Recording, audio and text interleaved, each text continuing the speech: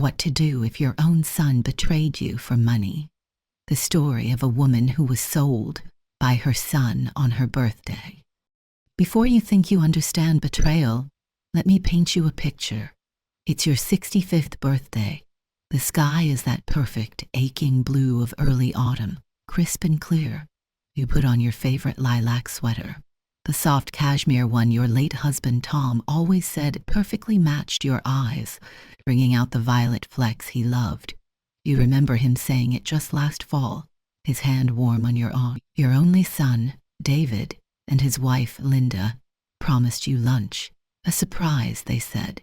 You imagine flickering candles on a small table, maybe a single slice of your favorite lemon cake, the comfortable, familiar warmth of family laughter. You feel hopeful. A simple, quiet celebration was all you wanted.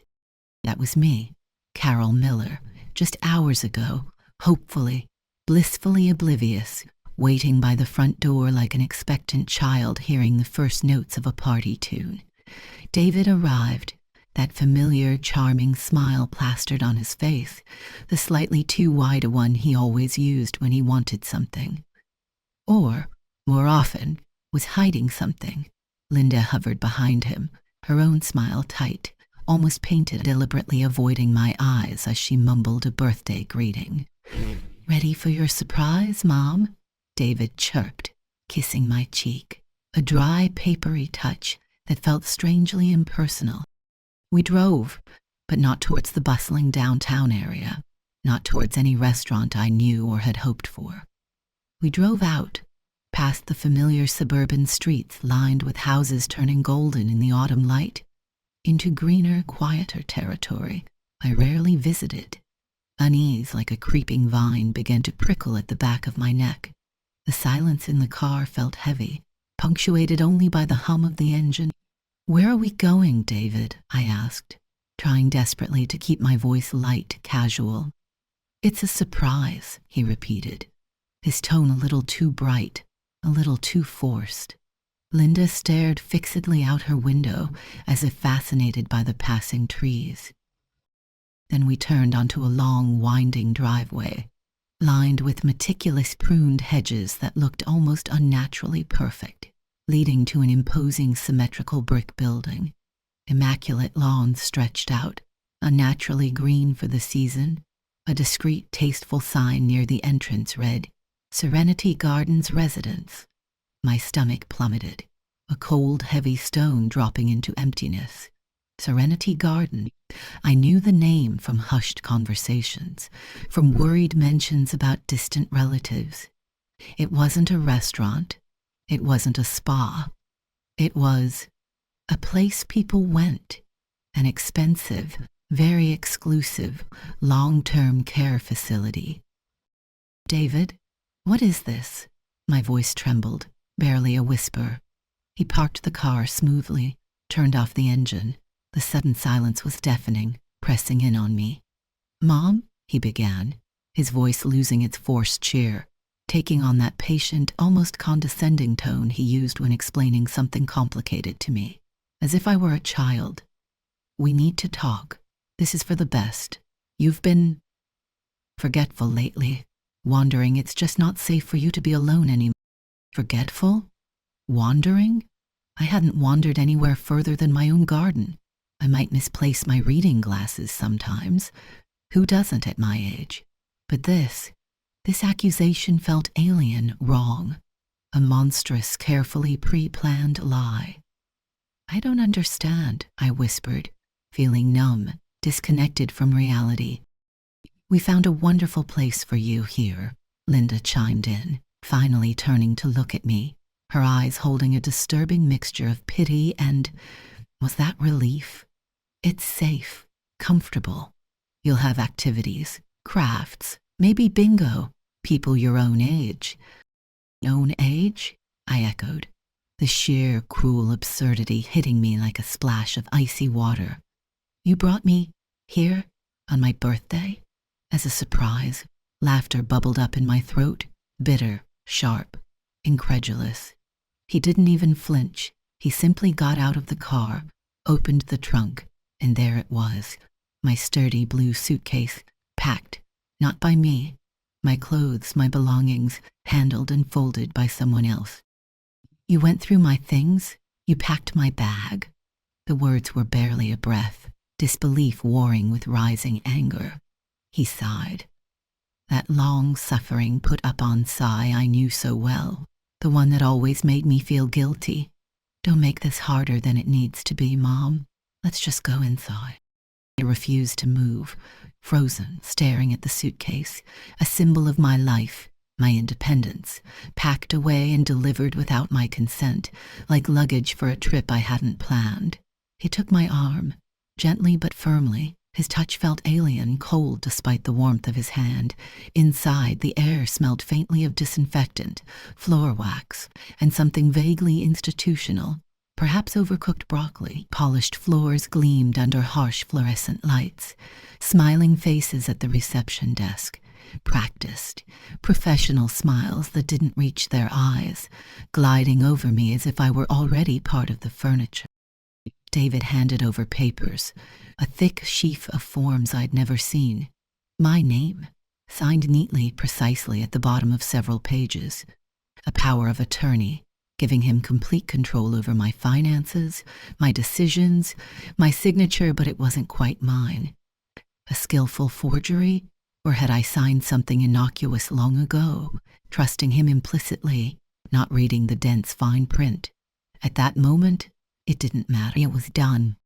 It led me, like a docile, stunned sheep, down a long, eerily quiet corridor, past rows of identical doors, to a small beige room, an adjustable hospital-spend bed, a hard plastic chair, a window overlooking a meticulously manicured, utterly empty courtyard, my birthday surprise, my new home. David hugged me stiffly, a quick, awkward embrace. We'll visit very soon, he promised, his eyes avoiding mine. Linda murmured something about bringing my photo albums next time so I could settle in. Then they were gone, leaving me alone, utterly alone, in the sterile silence, my favorite lilac sweater suddenly feeling too bright, too hopeful for this desolate place. I sat heavily on the edge of the thin mattress. My purse felt heavy on my lap, useless. I looked around the bare room, impersonal, empty. No cake, no candles, no family, just the low, incessant hum of the building's ventilation system. Hours crawled by. I didn't cry, not yet. The shock was a cold, hard shell encasing my heart. They hadn't just brought me here, they had erased me. And the most terrifying part? They'd done it with a smile. My own son, the serpent of betrayal, cold and heavy, began its slow, sickening uncoil in the pit of my stomach. This wasn't care. This wasn't concern. This was disposal. The first few days at Serenity Gardens blurred into a monotonous, soul-crushing cycle of beige walls, bland, lukewarm food served on plastic trays, and the forced, brittle cheerfulness from staff who called me Demiri and patted my hand condescendingly, like I was 5 years old again. My room remained stubbornly impersonal, a sterile box. David, unsurprisingly, hadn't brought the promised photo albums. He hadn't called. He hadn't visited. When I finally gathered the courage to ask a nurse if I could use a telephone to call him, she informed me gently, avoiding my gaze, that my son had left specific instructions. My phone privileges were restricted. For my own peace of mind, he'd apparently told them, to avoid potential confusion or agitation. My blood ran cold. He wasn't just restricting my calls.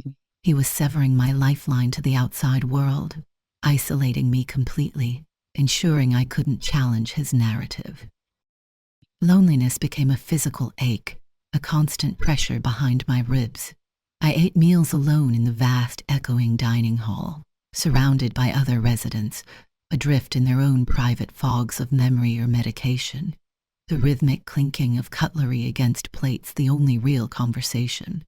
I tried browsing the books in the sparsely populated library, mostly large print romances and outdated biographies, but the words swam unfocused before my eyes. My mind kept replaying David's face over and over, his easy, practiced smile, the casual, almost dismissive way he'd handed over my life, my freedom. How could he?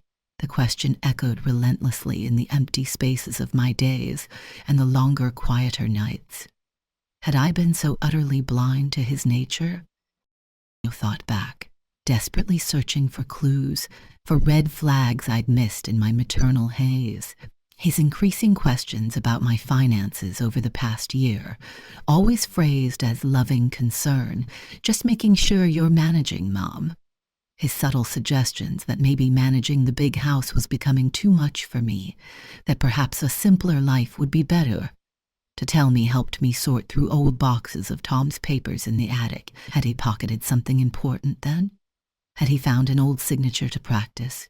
Had he forged that power of attorney long, long ago, waiting for the opportune moment? The serpent of betrayal writhed within me, whispering sickening possibilities I couldn't bear to confirm, yet couldn't ignore.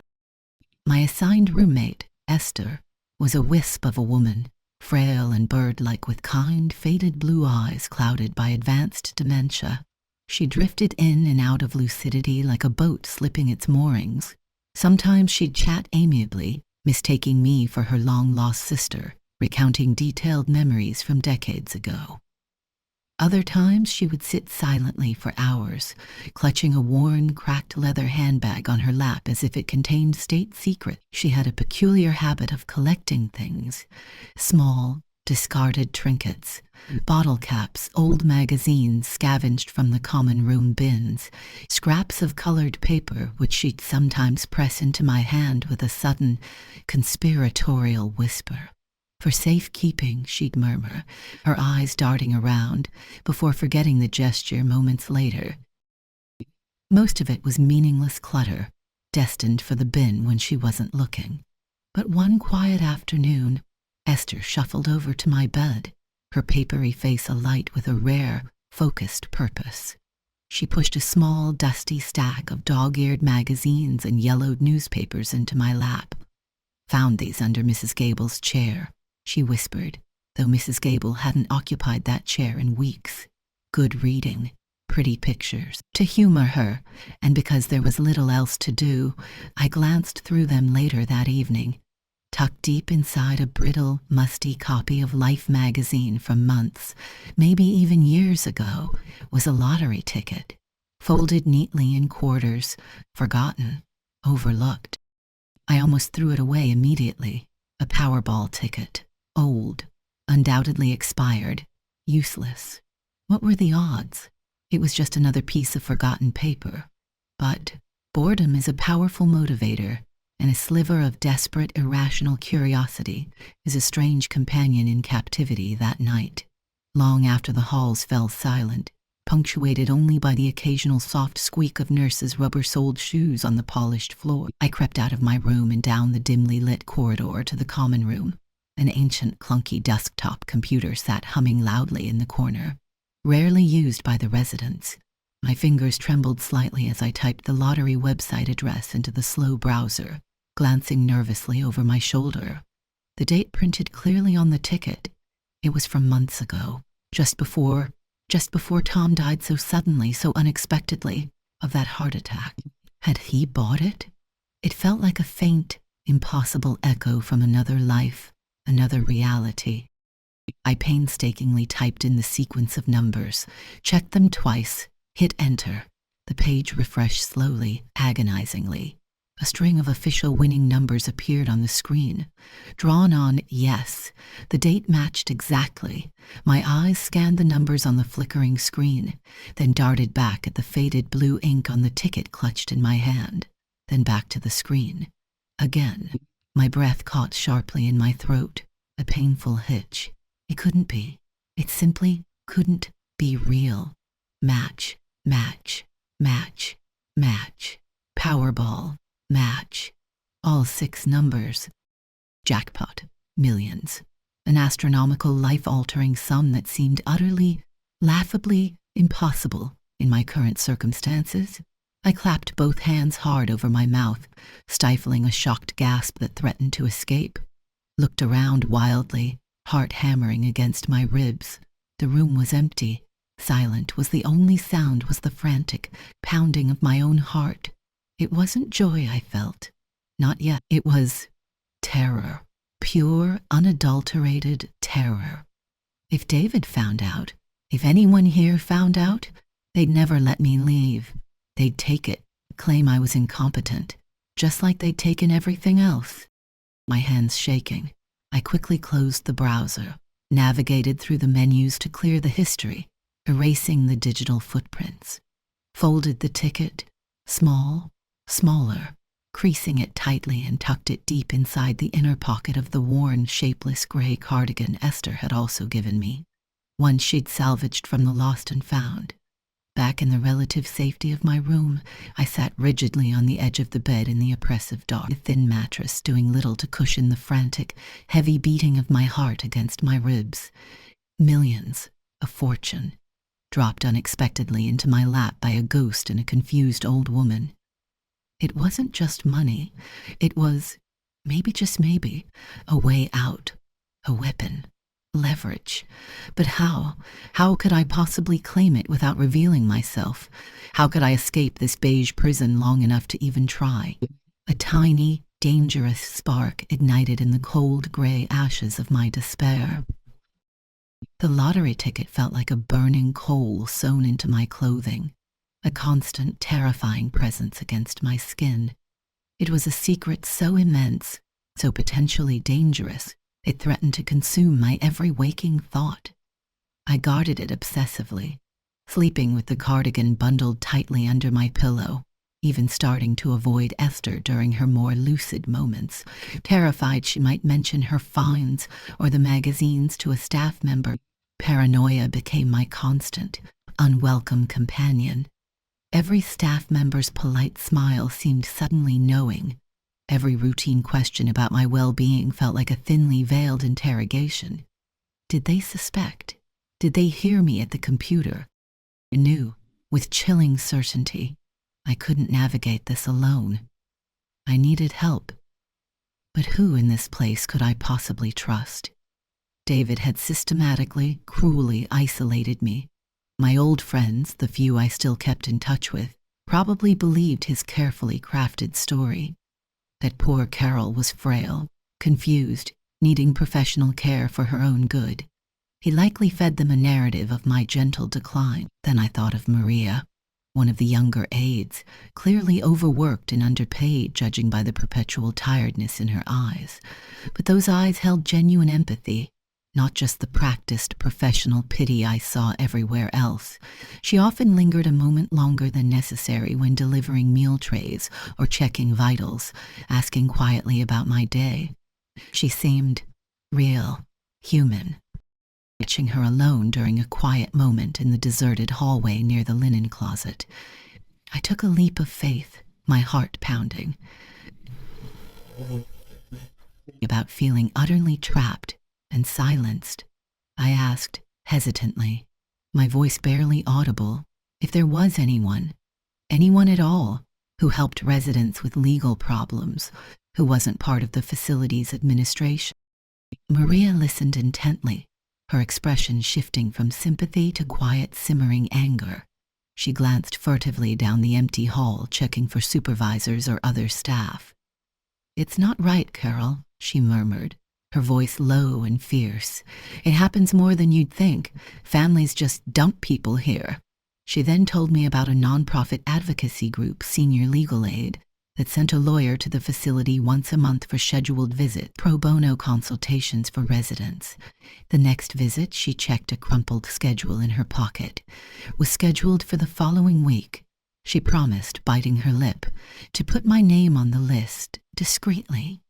"Just say you want to review your will, or something simple," she advised, her eyes conveying a warning. "Keep it simple. Don't raise any flags." Waiting for that appointment felt like an eternity, stretching out over days filled with the same beige routine. In the long, empty hours, my mind inevitably drifted back, sifting through painful memories.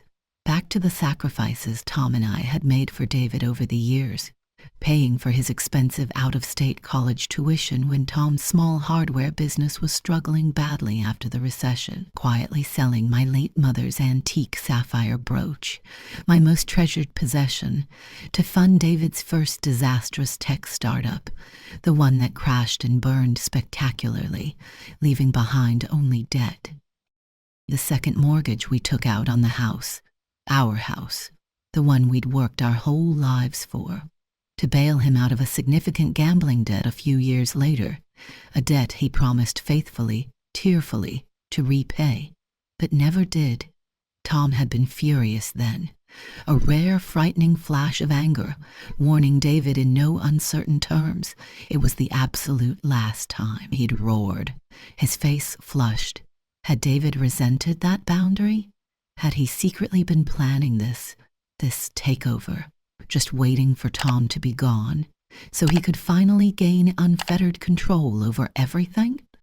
Then, a stray piece of mail, mistakenly delivered directly to my room by a temporary agency aide, instead of being vetted and likely confiscated at the front desk, provided a chilling, concrete piece of the puzzle. It was an official-looking statement from a loan company whose name I didn't recognize, addressed to me at my home equity line of credit taken out shortly after Tom died, using the house, my house, as collateral. My purported signature was clearly visible on the application copy enclosed, but like the power of attorney David had waved at the front desk, it felt subtly, chillingly wrong. The loops were too perfect, the slant slightly off, forged. He hadn't just planned to take control of my future assets. He'd already mortgaged my past, leveraging the home Tom and I had built together. He'd likely defaulted on payments already and dumping me here, gaining control of my remaining assets through the fraudulent power of attorney, was his desperate, skippable plan to cover his tracks, perhaps even sell the house out from under me before I realized what he'd done. The betrayal wasn't just emotional neglect. It was calculated, cold-blooded, criminal theft. The meeting with the lawyer, Mr. Harrison, finally took place in a small, sterile, windowless visiting room off the main lobby. He was older, gray-haired, slightly stooped, with tired but remarkably sharp eyes behind thick glasses.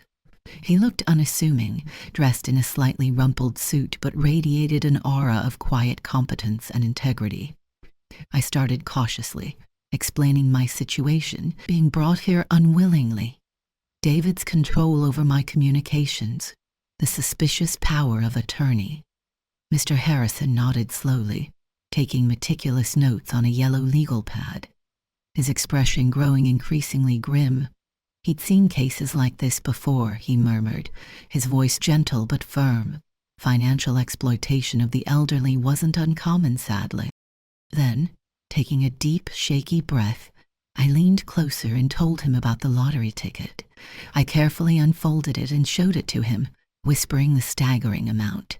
His eyebrows shot up towards his hairline, but his professional expression remained remotely calm. He understood the immense danger immediately. He also saw the incredible opportunity it presented. "This changes things significantly, Carol," he said softly, his voice barely audible. "This gives you leverage, real power. But we have to move carefully. Very, very carefully.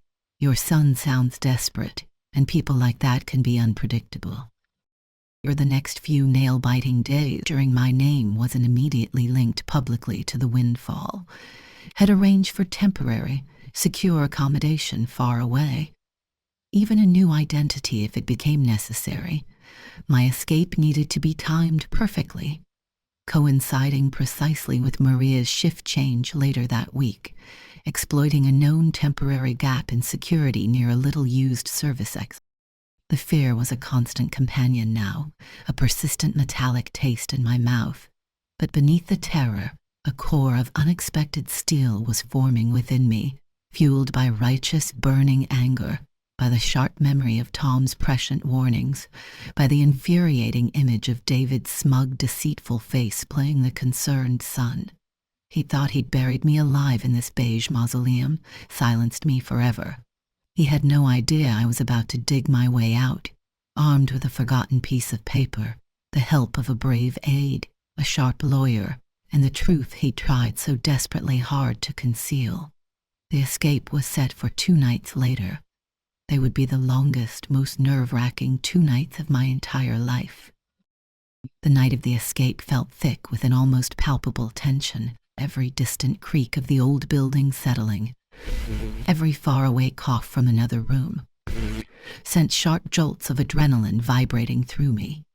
I wore layers of dark, nondescript clothing Maria had helped me acquire, the precious, life-altering lottery ticket secured tightly in an inner pocket, the cheap gray cardigan Esther had given me serving as a surprisingly effective, unassuming.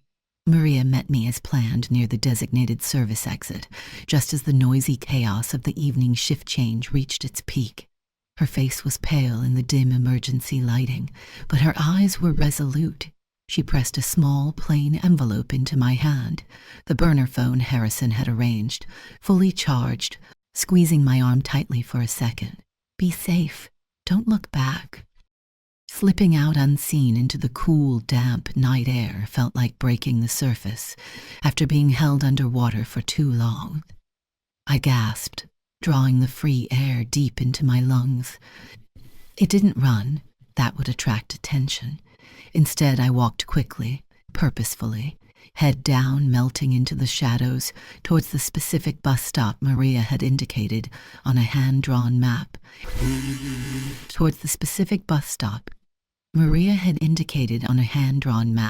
Partially hidden from the road behind a... The bus arrived, its headlights cutting through the darkness, blessedly, miraculously on time. I climbed aboard quickly, paid my fare in cash, and huddled in a worn seat near the back, pulling my scarf tighter around my face, praying no one from the facility, no one who knew David, would happen to be on this late-night route. The bus ride was interminably long, hours spent staring blankly out at the dark, unfamiliar landscape rolling past the grubby window. Small towns flickered by, anonymous clusters of lights in the vast darkness. Mr. Harrison, true to his word, had arranged everything remotely with impressive efficiency. A small, sparsely furnished apartment, rented under the newly formed trust's name in a quiet, unremarkable town several states away. A new bank account, accessible only by me using codes he'd provided via the burner phone. He'd handled the initial verification and the crucial securing of the lottery winnings with astonishing speed and watertight discretion. The massive sum safely firewalled within the blind trust. My name wasn't attached to anything publicly. Not yet. I was, for the moment, a ghost. Arriving in the anonymous town, settling into the sterile, unfamiliar apartment with its generic furniture and bare walls, felt less like triumphant freedom and more like hiding, going underground.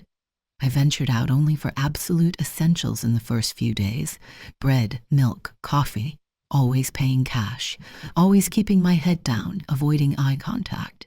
The silence was different here. Not the oppressive, institutional silence of Serenity Gardens, but the hollow, lonely silence of complete isolation. Was this freedom, or just a different, self-imposed kind of prison? Restless curiosity, and a morbid, compelling need to know what David was doing, what lies he was spinning, eventually drove me to the small local library. Using one of their public computers, tucked away in a quiet corner, I cautiously searched my own name. And there it was, splashed across the screen, local news articles from my hometown paper, concerned social media posts shared widely. David, his face etched with carefully simulated heartbreak, pleading publicly for any information about his missing, vulnerable mother.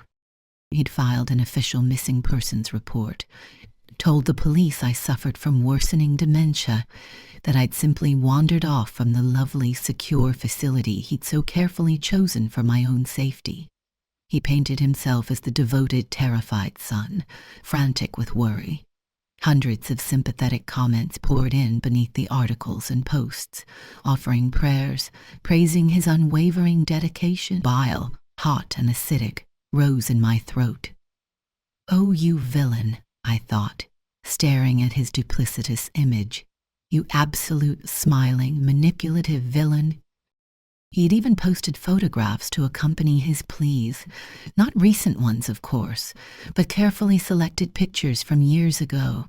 Me smiling radiantly, holding a much younger David's hand at a school fair. Me and the Tom on a long-ago vacation cruise, looking happy, relaxed, tanned.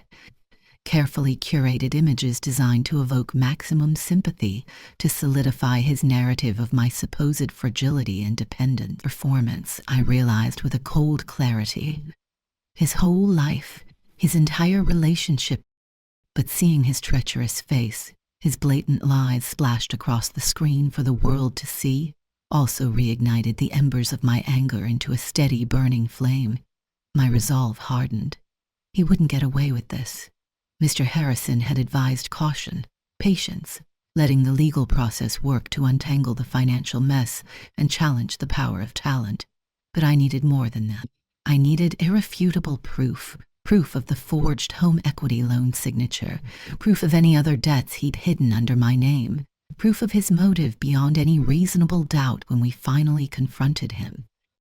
Using the secure laptop and encrypted internet connection Harrison had provided for the apartment, I started digging into the past, requesting old bank statements online through forgotten passwords I barely recalled, accessing public property records, searching databases for the loan company that had sent the incriminating notice. It took days of painstaking, emotionally draining work, meticulously piecing together the tangled digital breadcrumbs of David's long-term deceit. And the picture that slowly, sickeningly emerged was far worse than I had initially imagined. He hadn't just taken out that one huge loan against the house. He'd maxed out several credit cards, opened secretly in my name years ago, opened new ones I never even knew existed shortly after Tom's death. He'd likely been intercepting my mail for years, filtering what I saw.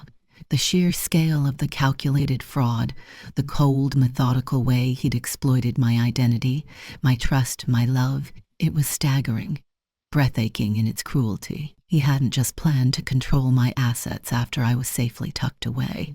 He'd planned to leave me utterly destitute, hidden away in Serenity Gardens while he frantically cleaned up his financial wreckage, using my money, my home equity, my entire life savings. I saved everything meticulously, created encrypted digital files, made backups, sent secure copies immediately to Mr. Harrison. The evidence was damning, irrefutable.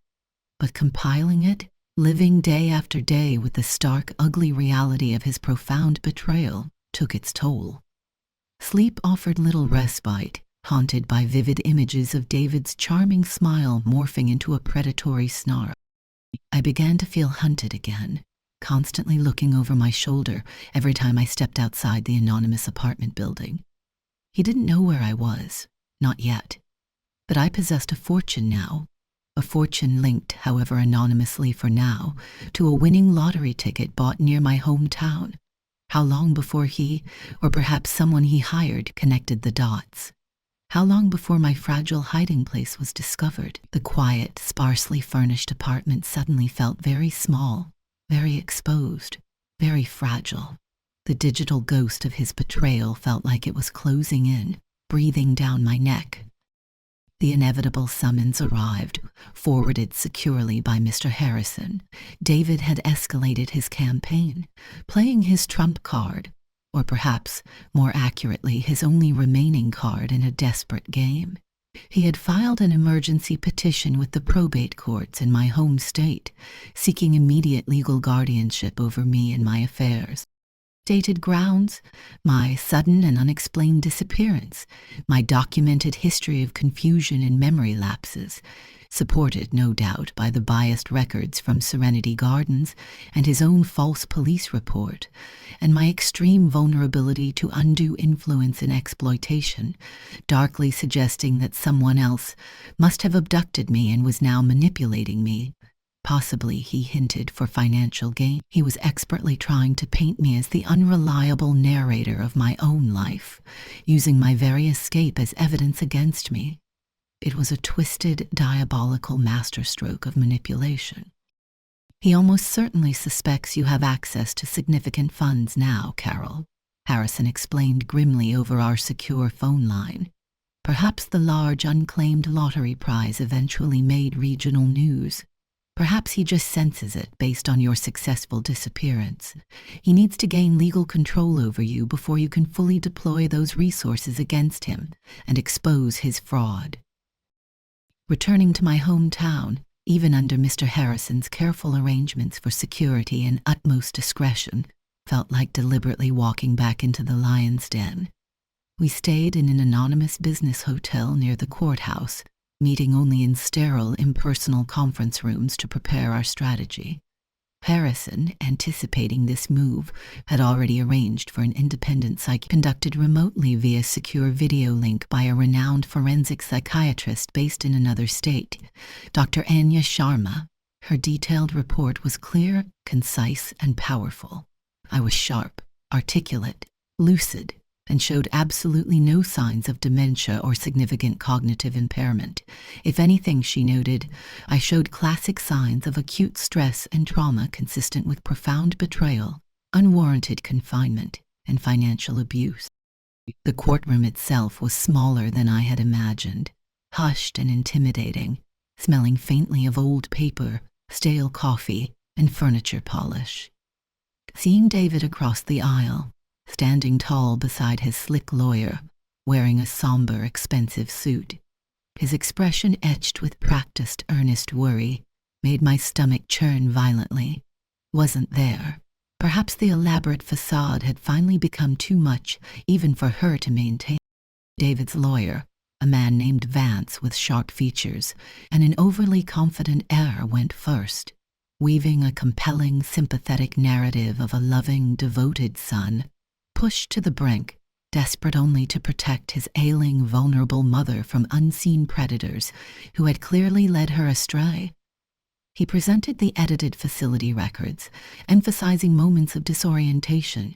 The missing persons report even played a selectively edited voicemail I'd left David months ago, sounding genuinely upset and slightly confused about a complicated insurance bill, subtly making me sound utterly incompetent to manage my own affairs. It was slick, persuasive. For a moment I saw a flicker of doubt, of pity in the judge's eyes as she looked towards me. Then David himself took the stand, his voice thick with barely suppressed emotion. He spoke of his deep love for me, his sleepless nights filled with worry, his constant fear for my safety out in the world alone. He spoke vaguely but ominously of outside influences twisting my mind, taking advantage of my fragile state. He looked directly at me then, tears actually welling in his eyes. "Mom, please," he whispered, just loud enough for the entire court to hear clearly. "Let me help you. Please, just come home where you'll be safe." The performance was utterly flawless, nauseatingly perfect. Then it was finally my turn, walking slowly towards the witness stand. My legs felt unsteady beneath me, but my resolve was a firm, cold weight in my chest. Mr. Harrison stood beside me for a moment, a quiet, reassuring pillar of support. I looked directly at the judge, an older woman with intelligent, deeply assessing eyes that seemed to miss nothing. I deliberately did not look at David. "Your Honor," I began, my voice surprisingly clear and steady, amplified slightly by the microphone. "My name is Carol Miller. I am 65 years old.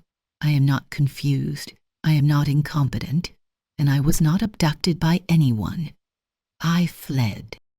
I told my story, calmly, factually, methodically, the calculated birthday betrayal, the illegal confinement in Serenity Gardens, the confiscation of my phone in isolation, the shocking discovery of the forged power of attorney, and the subsequent discovery of the massive home equity loan taken out fraudulently in my name without my knowledge or consent. I presented through Mr. Harrison clear copies of the documents, the loan statements, the digital evidence of his dire financial desperation leading up to my confinement. Then Mr. Harrison formally presented Dr. Sharma's comprehensive psychiatric evaluation. He read key excerpts aloud, highlighting her definitive findings of my lucidity, my sound mind, my capacity for independent decision-making, and the significant psychological trauma likely inflicted by my son's actions, not by any inherent cognitive decline. David's lawyer, Vance, jumped up repeatedly, trying to object, trying frantically to discredit Dr. Sharma's remote evaluation, trying to paint Mr. Harrison himself as the manipulative, outside influence David had alluded to. But the documented evidence was mounting, clear and undescribable. The carefully constructed narrative David and his lawyer had built was visibly crumbling around them. Finally, Mr. Harrison asked me one last crucial question. "Mrs. Miller, why did you feel the need to flee, to go into hiding rather than simply confronting your son directly or seeking help through more conventional legal channels at the time?" I paused, took a deep breath, gathering my thoughts, met the judge's steady gaze directly. "Because, Your Honor, my son had already demonstrated conclusively that he was willing and able to strip me of my home, my freedom, my financial independence, and my very identity.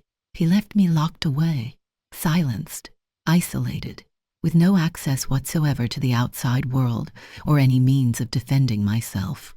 When you are fighting someone who holds all the keys and controls the narrative, sometimes the only way out is to find a secret door and slip through it before they realize it exists. I didn't mention the lottery ticket. It wasn't relevant to the question of my competence or the facts of his actions before its discovery. That was a separate battle, potentially for another day if needed. The judge leaned back in her high-backed chair, tapping the end of her pen thoughtfully on her desk. She looked intently at David, his carefully constructed mask of loving concern now frozen, visibly cracking at the edges, revealing the panic underneath. She looked at his lawyer, who was shuffling papers nervously, avoiding her gaze. Then she looked back at me, her expression softening slightly. "Mr. Vance's petition for emergency guardianship," she stated clearly, her voice crisp, decisive, cutting through the courtroom tension, "is hereby summarily denied. The evidence presented, particularly the independent psychiatric evaluation and the financial documents, strongly suggests Mrs. Miller is fully competent to manage her own affairs. Furthermore, this court has serious concerns regarding the petitioner's motivations and actions leading up to Mrs. Miller's departure from the Serenity Gardens facility." She fixed David with a steely, uncompromising gaze. "This court strongly suggests Mr. Vance focus his immediate attention on resolving his own significant financial and potentially serious legal entanglements." Gavel, bang, case dismissed. Relief washed over me, so potent, so sudden it almost buckled my knees. Mr. Harrison put a steadying hand on my arm as he helped me gather my papers. As we walked slowly towards the exit, David stood frozen near his table, his face a mask of stunned disbelief rapidly morphing into cold, unconcealed fury. Our eyes met for one fleeting, chilling second across the courtroom. There was no remorse in his gaze, no flicker of regret, only the bitter, venomous rage of a thwarted thief caught in the act. He knew, in that moment, he hadn't just lost the guardianship petition. He'd lost everything. The courtroom victory, resounding as it was, felt like just the beginning of a much longer journey. While David's desperate petition for guardianship had failed spectacularly, the compelling evidence of his extensive financial fraud, the forged loan documents, the mountain of credit card debt accrued secretly in my name, had been duly noted by the court, and more importantly by the authorities Mr. Harrison had already alerted. Acting swiftly on my behalf, Harrison had compiled a comprehensive, damning file and forwarded it directly to the district attorney's office and the fraud divisions of the involved banks. The wheels of justice, though often perceived as slow, began to grind inexorably forward. An official criminal investigation was launched into David's financial activities, spanning several years. The local news outlets, which had previously run sympathetic human interest stories about the missing elderly mother and her worried son, now eagerly picked up on the dramatic court ruling and the swirling whispers of significant financial improperty and elder abuse. David's meticulously crafted public image shattered like cheap brittle glass. He didn't go quietly into the night, of course. There were furious, rambling voicemails left on Harrison's office phone, pathetic, clumsy attempts to smear my name further through anonymous online gossip forums and posts. The bank froze all his known accounts pending the outcome of their internal investigation. Even Linda, likely seeing the full, disastrous extent of his deceit and the impending financial and social ruin, quietly filed for divorce, issuing a carefully worded public statement through her own lawyer, claiming she too was an unsuspecting victim of his complex manipulation. Watching his inevitable downfall unfold from a safe distance, settled temporarily in my new, secure life far away, brought a complex, bittersweet mix of emotions.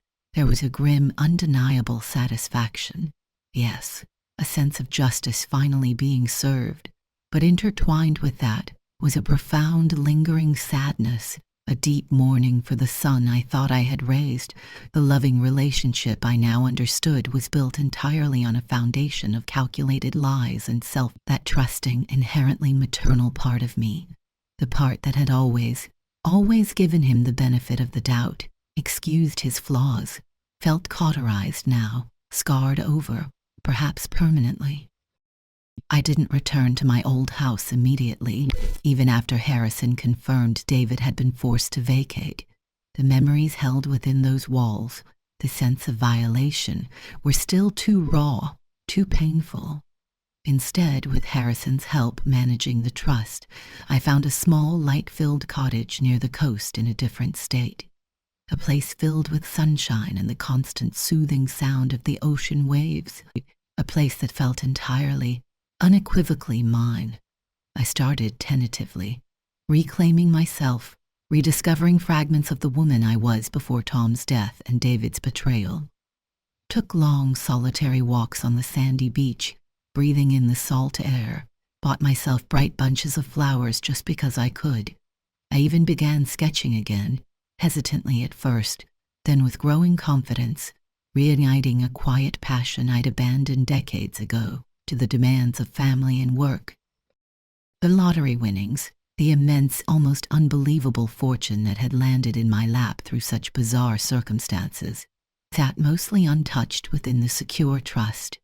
It felt tainted somehow, inextricably linked to the trauma and the terror. But Mr. Harrison gently, persistently reminded me that it was mine, legally, ethically, a tool, a resource, a chance not just for security but for purpose, a chance to rewrite my own ending.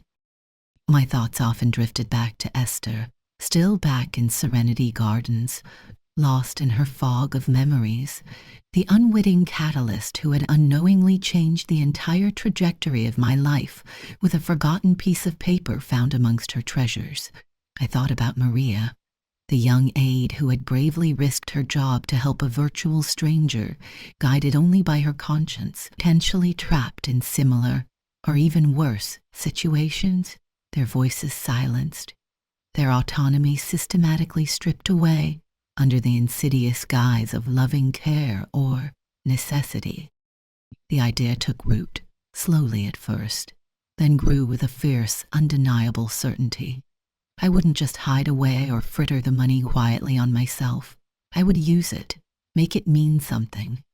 I instructed Harrison to help me establish a charitable foundation named not after me, but after my late husband, Tom, who had always embodied quiet strength, integrity, and a profound belief in doing the right thing.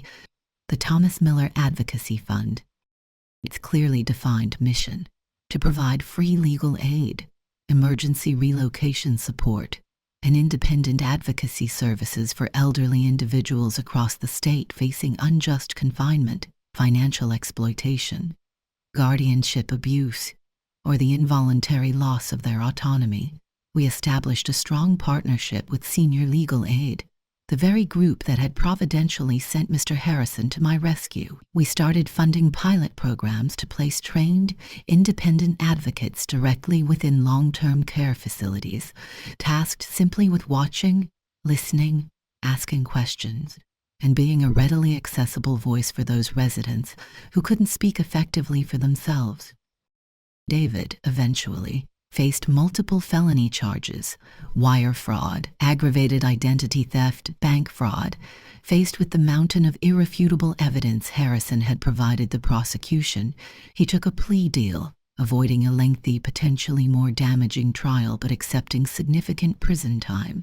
He tried to write to me once from prison, a letter filled with rambling excuses, blaming the banks, his business failures, Linda, even me, subtly, for his downfall, everyone but himself.